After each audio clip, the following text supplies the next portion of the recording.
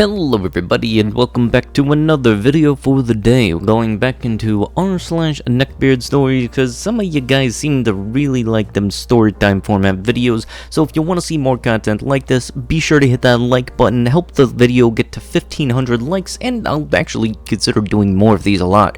And if you haven't already, leave a comment down below and subscribe to the channel and turn on them notifications. Okie dokie, let's get into this. Our first story comes to us from username RavenKnight1313. I was engaged to a nice guy Neckbeard who treated me not so nice and more like a Chad. Our cast based on our anime roleplay characters, no real names used. Ryu, our antagonist. Raven, me/our protagonist. Ray, a childhood friend of Ryu and my close friend after meeting Ryu. They are gender fluid. This is important for later. When they are more feminine, they went by a different name. We will use Reina as a placeholder. So I am, at the time, just barely 18 and he is 17. We were long distance and never saw each other in person once, but we had been together for 3 years at this point. There is a lot more stories before this, but these were when it got bad. It's also really important to mention, trigger warning, because I was blanked before meeting Ryu, and he ends up treating me badly. There is also mentions of offing and PTSD episodes, so if emotional manipulation, abuse, and or bothers you, please don't read or skip to the TLDR. I was very vulnerable and lonely when I met Ryu. Ryu was a large guy, nearly 330 pounds of excess muscle with a patchy, messy lines mane of a neckbeard, who constantly wore a Nordic-style Fenrir necklace I bought him, and he truly made me feel special after my terrible experience with my first and last. I was pulled out of school to be homeschooled high school boyfriend. For 2 years, I spent all day long texting Ryu, role-playing with him, and calling him. When he proposed, I was ecstatic and didn't care that I bought my own ring at a secondhand store because the one he bought hit the ground once while washing my hands and shattered. He loved me enough to choose me. I didn't think I would be wanted by anyone else, and he let me believe that. He even would say things like, "We would probably only have each other, and we don't need anyone else if they didn't need us." I was being tugged along with the mindset, and I thought that meant I was happy. That all changed when I got my first job. I was super excited because it meant I could finally save up and get us an apartment together.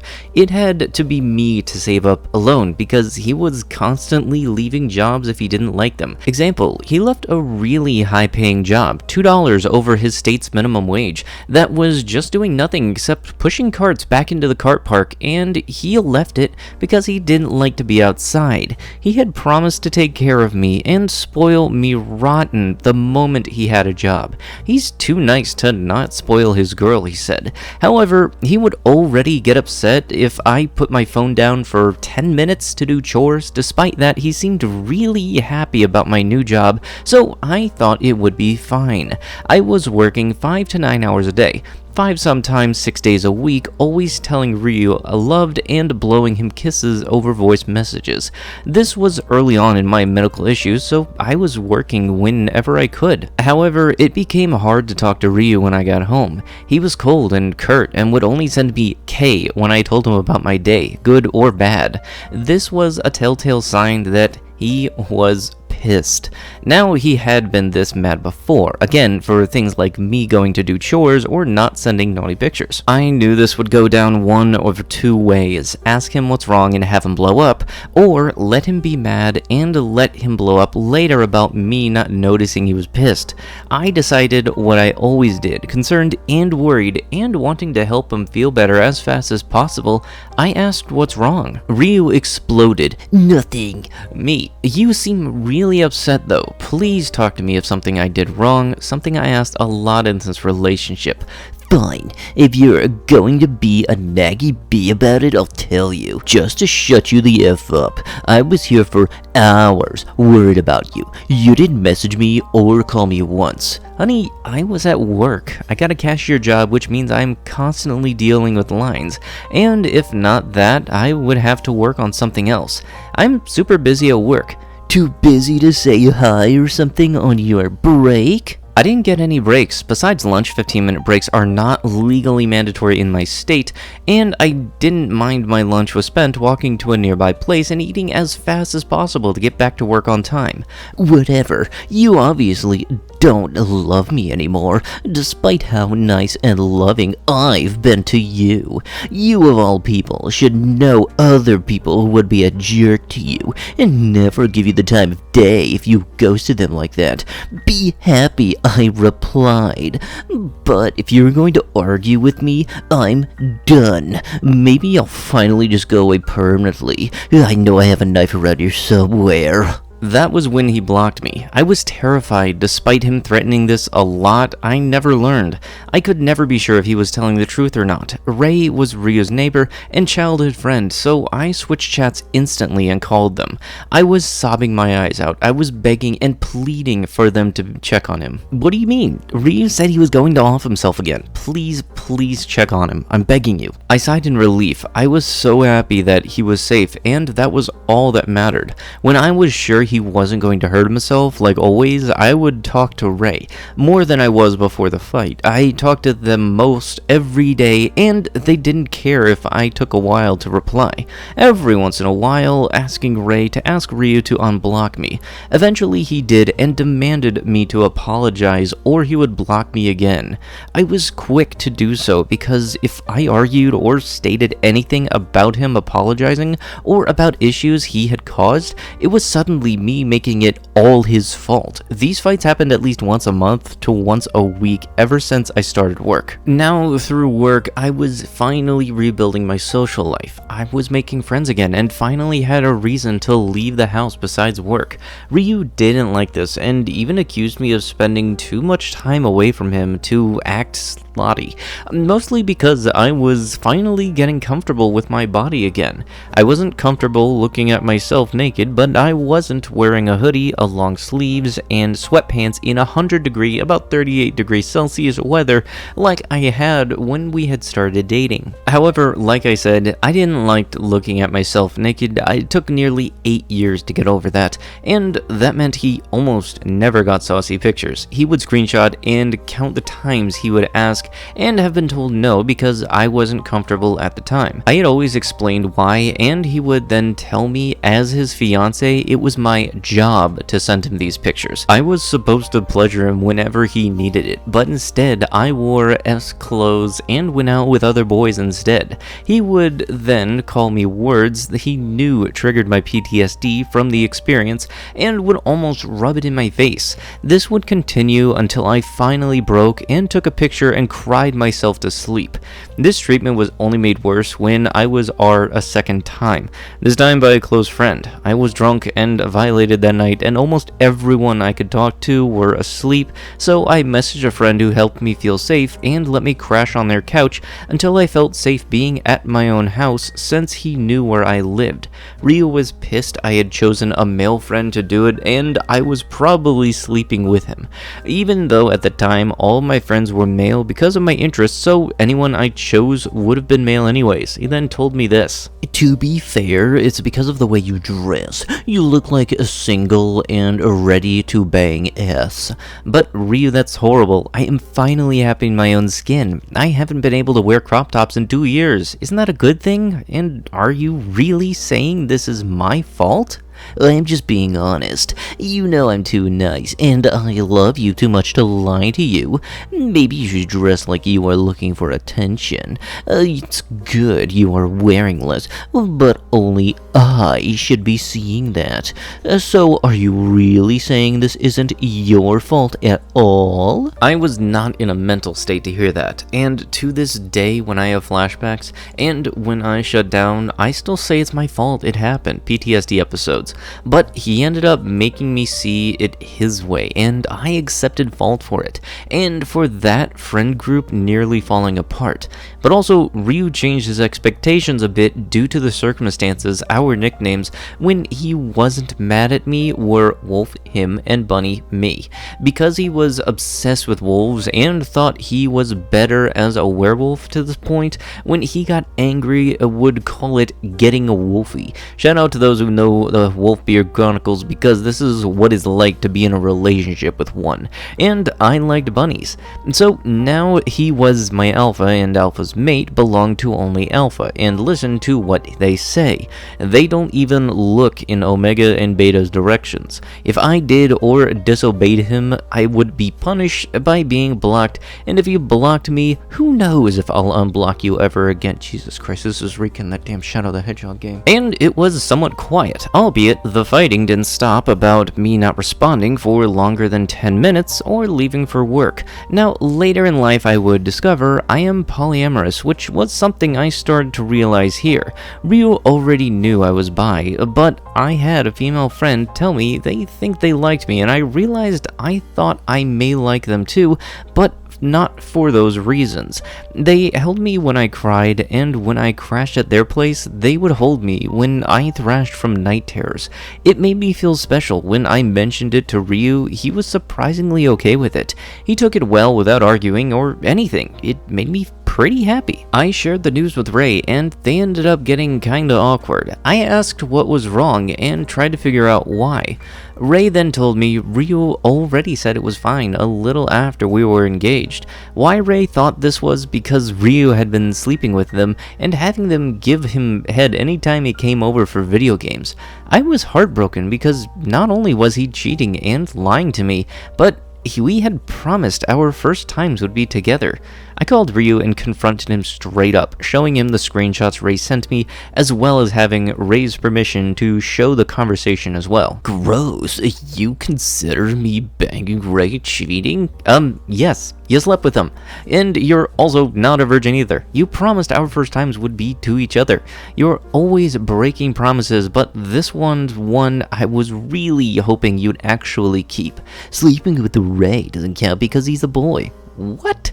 Yeah, because it's only in its butt. I'm still a virgin. I didn't break any promises, and I made sure it was only when they wanted to go by Arena. That's not how it works at all. That's not how any of this works. Ryu, this hurts me. It's fine. You'll be my first kitty I ever have, so it still counts. And now drop it before I get wolfy and end up taking it out on you again. Besides, Ray wanted someone to do it, and we are trying open relationships now anyways, right? I stopped arguing, not because he was right, because he wasn't, but because I hated making him angry. Looking back on it now, it didn't matter because I was already telling myself what he normally did in my head. I was naggy for nitpicking him about his habits if I wasn't going to help him. I was a W, a trigger word of mine anyways, so I would be expected to be treated like one.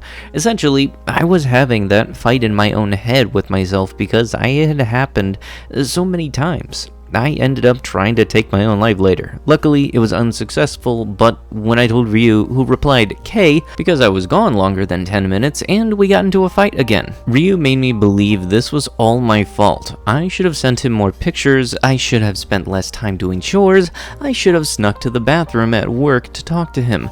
This continued for another 2 years before finally an ex of his who cheated on him before texted him, and he dumped me to go running back to her. He would rub it in my face how happy they were. They were engaged after a year, and last I heard he was still unemployed and making her 6-month pregnant self work to pay for the rent for both of them at Ray's house. Ray will tell me how horrible it is living with him, and I let them rant to me as much as they want. I hate to say that my 5-year relationship with him ended up being a scar I will carry with me to this day. He used me and left behind a huge metaphorical mess to clean up. I made this post mostly because I was getting more comfortable, and because of what Ryu did to me. Sometimes I have PTSD episodes when I am this comfortable, so I was recently reminded of all of it. And because Neckbeard/Nice Guy stories are rarely about those who do fall for their act, they pretend that Chads abuse women and can't appreciate them, yet here is a Chad in Neckbeard clothing apparently. TLDR, he was an abusive deadbeat manipulative person who used me for my body more than my personality, which ended up causing a lot of hurt until leaving me. When you have a relationship that is this one-sided, it honestly can sometimes be absolutely horrible, and unfortunately a lot of people stay in these types of situations because they honestly don't know where they would go as their next step and where you would go in leaving all of this. That's honestly why a lot of people do wind up staying in this relationship, and such like this one, for 5 years, and that not knowing where to go afterwards in the event you were able to cut things off finally, you honestly are kind of stuck. For anybody that is stuck and you don't know where to go, things will get better. You might not know the path, but it's there. I can guarantee it. Our next story comes to us from username Dark909911. Stealing a lady from a neckbeard. I never thought I would ever have a post for this subreddit. As a man almost 50, I shouldn't think it can't/won't happen to me. I underestimated what life experiences I will have to learn from. Our cast, me, OP, Neckbeard is all of his filthy, rude, sexist, disgusting self,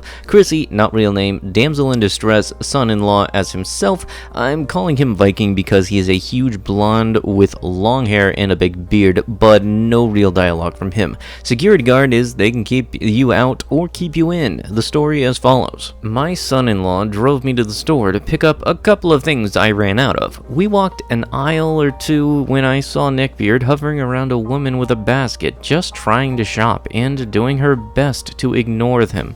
I know some women don't want a man to step in and help, but this poor lady looked like she was holding back from choking him and failing with each passing second. We stood there for a few more seconds until I saw Neckbeard try to get handsy with her. I looked at my son-in-law and said, "Wait here." He smiled and said, "Don't get arrested." I walked over to the lady and said, "Hey babe, you almost ready?" She gave me a weird look, and Neckbeard pipes in with, "Hey, back off, I was here first. We were just about to go for coffee and get to know each other. I think you should go find your own lady." "Oh, there you are, Tom," she said to me. Tom is not my name. "I was hoping you guys would get here." At this time, I looked over my shoulder to see Viking standing right beside me. "I am done here if you are. All done here too. Let's get out of here." She grabbed my hand like we were a couple and we walked to the tills. On the way there, I told her if she didn't get everything, I would pick up what she didn't get and she could wait in her car and I would bring it to her. I have everything. Thank you. I didn't have anything bought by this time, but I stood right behind her in the line. Without looking behind me, I could tell from the BO that Neckbeard was directly behind me. After she paid for her items, I was going to walk her to her car so she would be safe from Neckbeard. As we passed the security guard, I gave him a quick rundown of Neckbeard. He said he will handle it. I took the woman to her car and she thanked me profusely. I guess he had followed her through the store, making lewd comments and being rude and very creepy. When I came along, she was about to dial 911. When she saw what I was trying to do for her, she played along perfectly. I wished her a safe trip home and she drove away. I went back into the store to get my shopping done and Viking was waiting for me by the door. I asked what happened and he pointed to the office window. There sat Neckbeard, handcuffed. There was an on-duty police officer who came in at some point. He saw the guard shuffling Neckbeard into the office and followed to see if he can help. Neckbeard was not only handcuffed, but he also had a spit mask on. I got called into another room and the cop questioned me about how I knew the lady. I told him honestly I didn't even get her name. I just saw that she looked like she needed help and I said the first thing that popped into my head. After signing the statement, I was free to go, but I had to ask, what are the charges against Neckbeard? I guess this isn't his first run-in over things like this, because the cop said they had been watching him since there haven't been many reports, but they could never catch him red-handed. They got him with 1, lewd and mischievous behavior, 2, resisting arrest, 3, assault on a peace officer, 4, stalking. The list went on, but he said he can't tell me all the charges because of the investigation. I totally understand that. I asked if I would be needed in court, but was told my statement was all they needed from me. After almost 2 hours of being in the store and not getting one thing in my cart, Viking and I walked away without anything but a story. after telling my daughter, she said that it would be a good Reddit post. I hope it fits this category. If I'm not sure, one of you nice folks will give me the right subreddit to post it in. Have a great day / evening / morning / night, my fellow carbon-based oxygen-breathing bipedal primates. May your life bring you nothing but joy. Okay, what that guy did for the lady was actually just really, really awesome, and it's just, there's a guy that I watch online, I forget his name, but he does this kind of stuff where if there are people that are obviously being followed, he goes up and improvises some kind of casual conversation to help get that person out of the situation. Mostly he does this stuff in Japan, but at the same time, this kind of thing is just a good thing to do in general. However, you need to make sure that the person is actually not okay with the person that's following them. I'm just glad that everything worked out in the end, and everybody had a good day. Well, except for the dude who got arrested. Yeah, you know, he kind of deserved that. But with that, that is going to have to be it with the video. If you guys would love to be absolutely amazing, show your support, and see more videos like this in the near future, the good old storytime format videos I'm honestly considering bringing back, although sometimes they don't get the most attention that I would think they would get. Be sure to hit that like button. If the video gets about 1,500 likes or more, I'll consider doing more of this exact subreddit. And if you haven't already, leave a comment down below, make a good friend, and start up them wholesome internet discussions. And lastly, be sure to hit that subscribe button, turn on notifications. I'll be sure to see you guys in the next one. Thank you so much for watching, and bye-bye.